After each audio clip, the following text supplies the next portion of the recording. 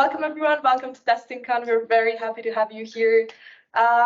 So before we get started, just a very short disclaimer. The event will be live streamed and recorded, and we'll also take some pictures and videos for marketing purposes. So yeah, we have a great agenda planned for you today. And without further ado, the first point in the agenda is why test automation matters. And this is going to be brought to you by Peter Sarkocy. Yes, Managing Director of concircle. So I'll hand over to him. Okay. And have fun. Thank you, Petra. Yeah, so Petra, Peter, not a Peter. So if your name is Peter, then you can be hired. Okay. I hope you will enjoy today's session. So yes, it will be a little bit of theory, but then also guys from our team prepared quite interesting demos. Yeah. So basically, where do I start? First thing first, I'm really happy that we were able to pull this off with Tricentis, our partner, and also especially with Postalpine. I'm always not sure if it is Postalpine, Postalpine. Postalpine. Okay, thank you. Yeah, so I'm really happy because without these partners, it really wouldn't be possible where we are at the moment. Yeah. So I'm really glad that we managed to do this. And test automation or testing. Honestly, you can say I don't have much in common with testing. Yeah, I basically worked with SAP for almost 20 years, actually more than 20 years, and in different roles, SAP consultant, a little bit of developer, project manager, test manager, and so on. And testing was not always my thing, yeah, to be absolutely honest. But once I had this experience, maybe you know Mondi, they produce paper. So basically any office paper that you have in the office, even if it is branded Xerox or whatever, Panasonic on top, it's usually coming from their plants. Yeah? So they have huge paper mills and some mines and so on. It's kind of Austrian/South African company, hard to say. And this is the first time I really realized that testing is extremely important. And how did it happen? So 15 years ago, I joined IBM, and I was a regular SAP FI consultant, like a finance consultant, but it was my first job at IBM. So I really didn't want to do everything wrong. So I was a little bit stressed. I had to do the design, from the design till the very end of the project. I always had to drive like 3 hours on my Volkswagen Golf that time to the other side of the country. And actually, this project was a bit exceptional. In a way, it was a regular SAP rollout. I would say nothing special, yeah. But what really amazed me, how we did the testing. So we did really thorough testing, like 4 cycles. Yeah, we had proper unit tests, but I would say the unit tests were already on the level of integration testing. Then we had system integration test 1, extremely thorough. System integration test 2, and then we had UAT. And actually what happened at the end, we had a go live, and I don't know how many of you already experienced go live in your life. Okay, a few hands. Okay, great. And for me, this is a really stressful period. Yeah, so usually I have a weekend, sometimes maybe a couple of weekends, but usually all the energy is focused on one single weekend.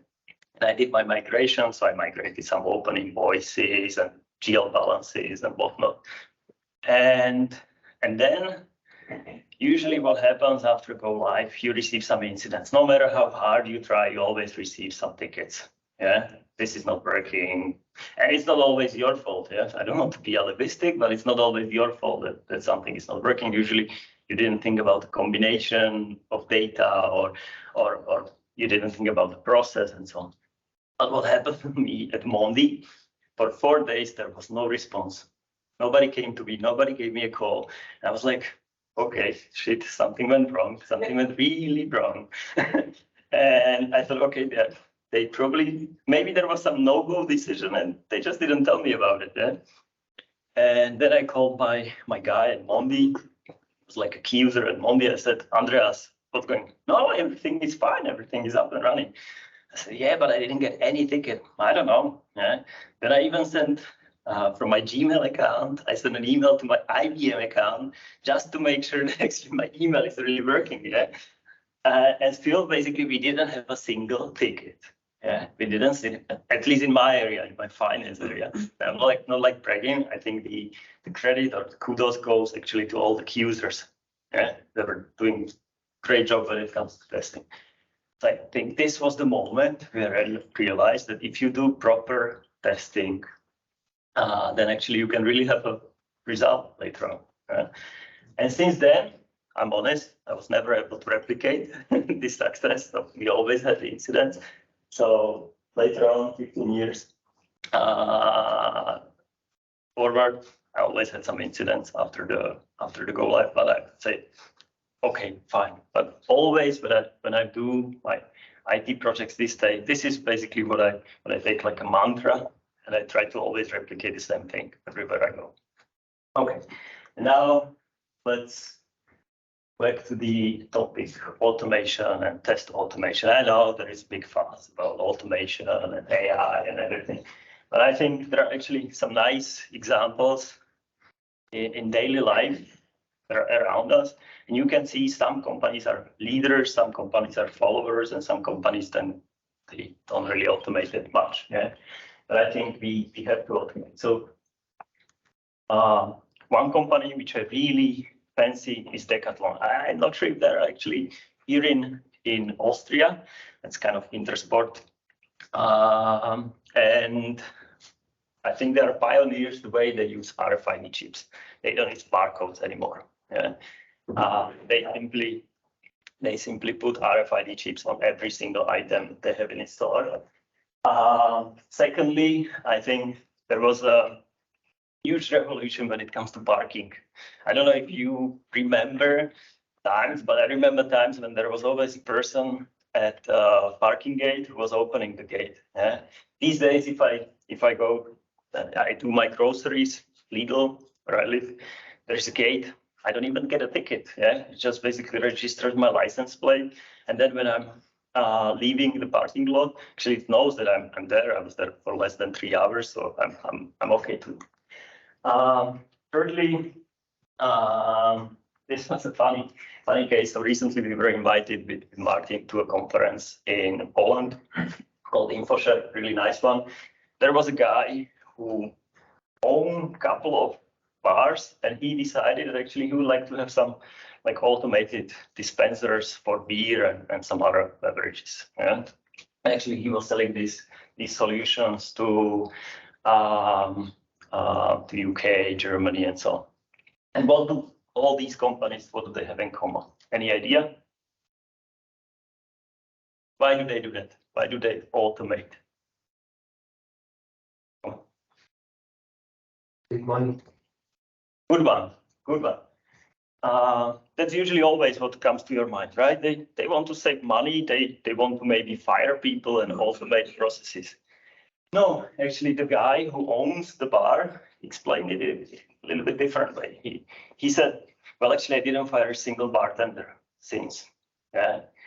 And I think that's also, for example, what Decathlon has in common. Yeah? They have extremely great customer service. So when you are in the store and you have a question about bicycle or whatever, some fishing equipment, they have very well educated people and who can spend time with you. And this is what the guy at the bar who owns these bars and is producing these machines, dispensers, he said, no, actually, we don't want to save money. Yeah? Yes, we want to sell more, fine, fair enough.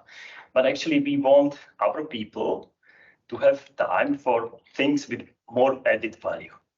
Yeah? And the same happens with all the key users. Do we have any key user in the room? SME key user, process owner in the company? Okay. So I think most of these days when key users are involved in project, or yeah, we can call them power users, whatever, they spend a lot of their time on testing repetitive work, even though they could be maybe spending the time with customers. Yeah? Or maybe they could be spending the time on analyzing the new legislations, stuff like that. Yeah? So actually, the main reason why I believe we should automate or companies should automate is actually that you can free up their time and then they can really focus on things that matter. So it's not pure cost saving. Secondly, I don't know, some of you noticed, probably it's all in the news, right? We know that the population in Europe is really aging. That's a fact. Yeah. Maybe some things will slightly change, but I'm not sure if we can really fight this trend that easily.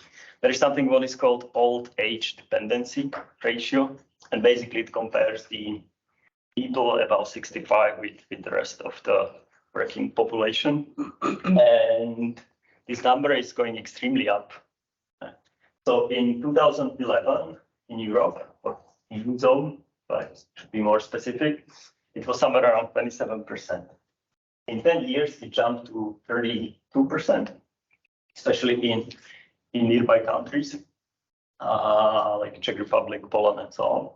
And the prediction is that actually it will go to almost 50% in 2030, and it will go to 57% in 2040. Yeah.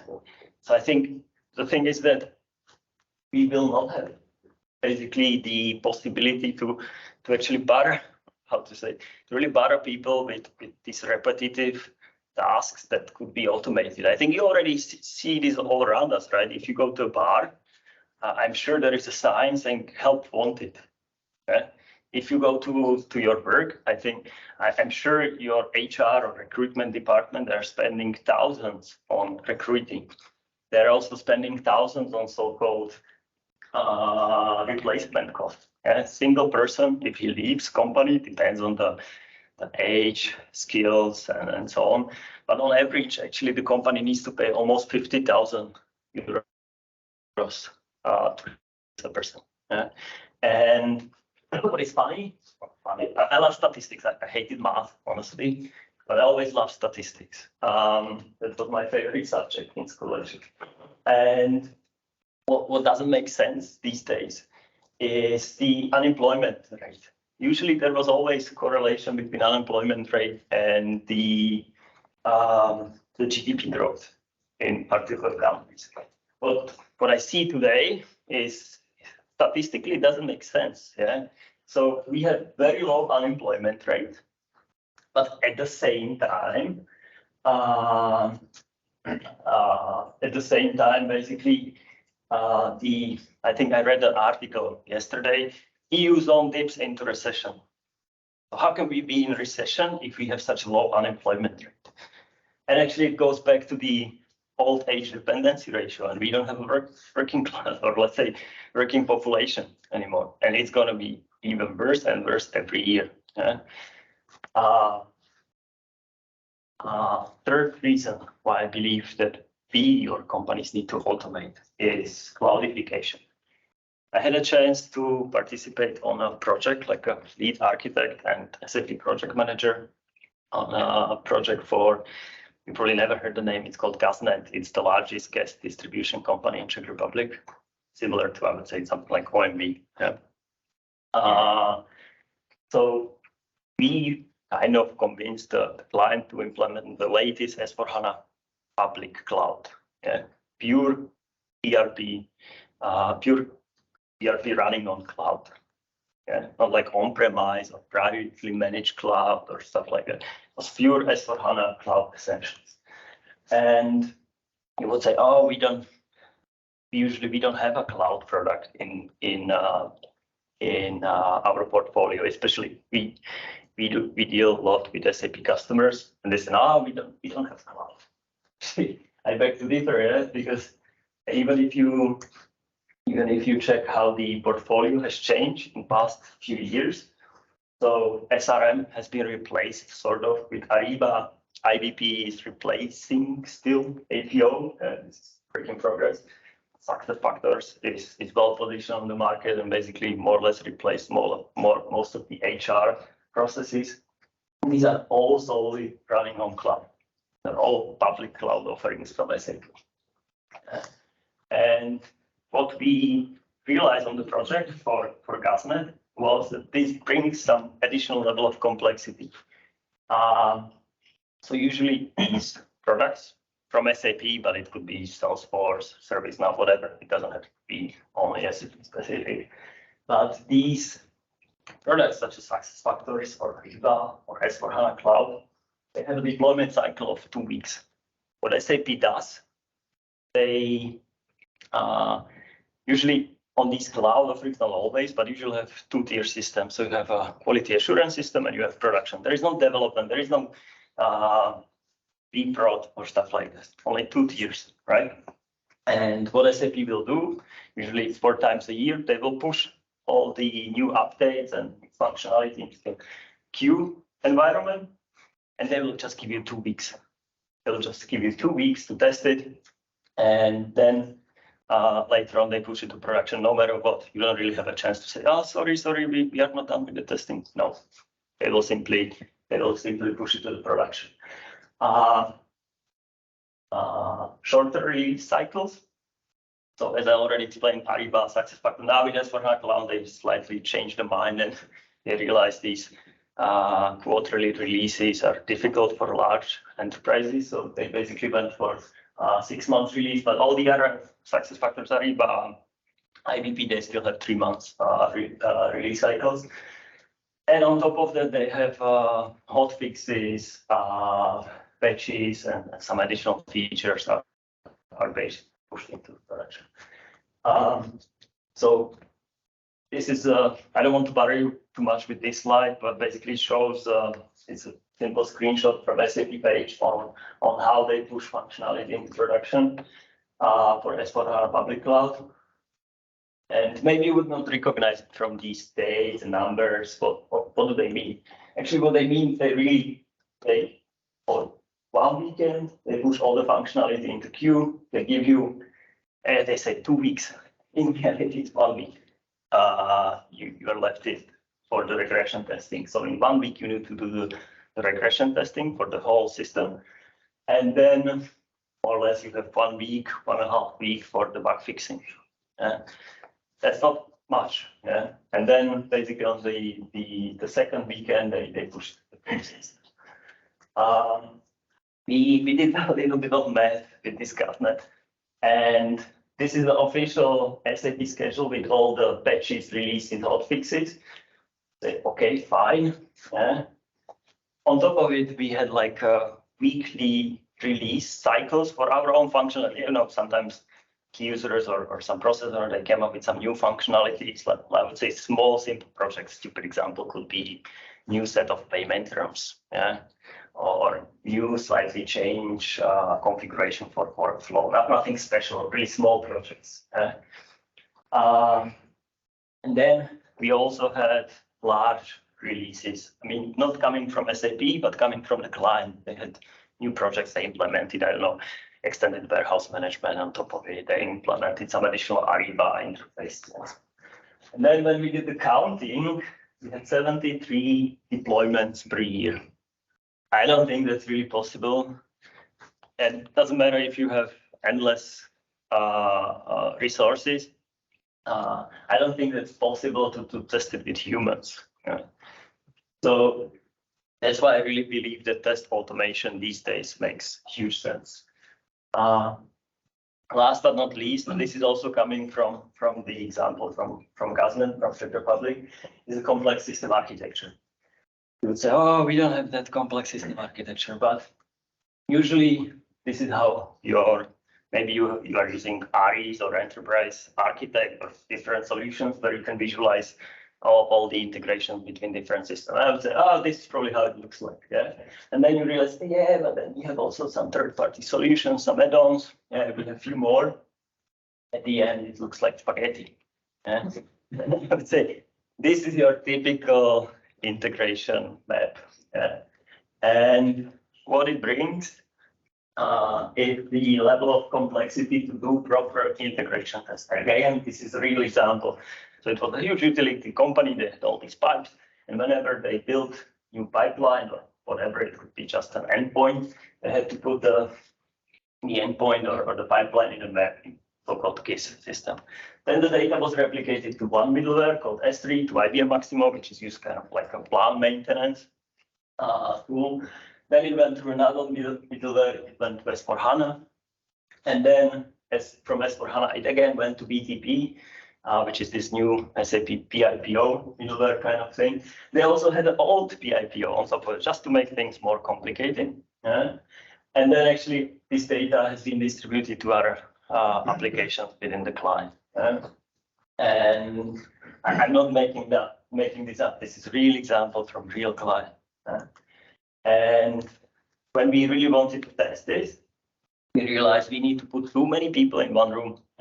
So basically, we had to bring an architect, integration consultant, the developer from one application, key user from another application. On this case, maybe I have, I don't know, 6, 7 people. In reality, we sometimes ended up with meetings of 15 people. And funny thing was that it didn't look like this. It actually looked like this because we had hit COVID at the same time. So basically, we were all working from home, and it was even more difficult to organize the schedule. So we always had difficulties with people's availability because, you know, I don't know, I'm sick, I'm going to doctor, I don't know, I have vacation, and then we were basically stumbled. The time factor is the second dimension. So even if we manage to put all these people together, basically you cannot keep them on a call for 8 hours, right? That's not possible. So again, you need to split it into different multiple shorter meetings. It was also labor intensive. I'm not mentioning the time of the people, the developers, of the key users or process owners. It was also labor intensive. We had to have like 2 dedicated people who were just basically facilitating the meeting and trying to organize everyone's schedules and so on. It was a hell of a job. And last but not least, and I think Peter Holcik, he will also show you a couple of examples of how actually this can be tackled with fancy tools such as Tosca, is to test with all possible data combinations. Because when we had all the people in the room, we usually tested 1 or 2 scenarios, like a happy scenario. But then when we move forward, we always realized, oh, actually, we have also a combination of I don't know, this plant and this sales area, and then we have a combination of this company code and this purchasing organization. And it was not possible, I mean, on a regular meeting to test all the combinations. And with tools such as Tosca, you can really, and we'll discuss it later on, you can really test almost all possible combinations that you can think of. Actually, Tosca can help you to generate all those combinations. The question is, how do you want to test your applications then? Do you want to do it manually or do you want to automate it? Okay, thank you.